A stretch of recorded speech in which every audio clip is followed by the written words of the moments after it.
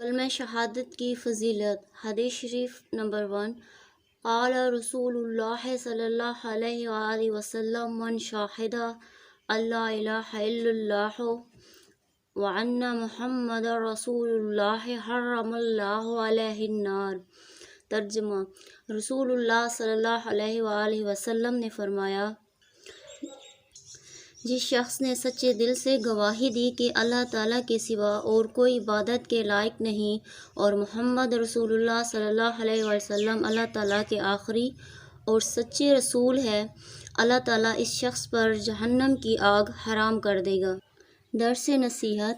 یہ کلمہ شہادت اشہد ان لا الہ الا اللہ و اشہد ان محمدًا عبدہ و رسولہ، اللہ کی رضا کے لیے سچے دل سے زیادہ پڑھنا جہنم کی آگ سے خلاصی کا یقینی ذریعہ ہے۔ یہ کلمہ دل کے اطمینان اور ہر لاعلاج بیماری سے شفا کا سبب ہے۔ یہ کلمہ جنت نصیب ہونے کی ضمانت ہے۔ خود بھی زیادہ پڑھیں، لوگوں کو بھی اس کی دعوت دیں۔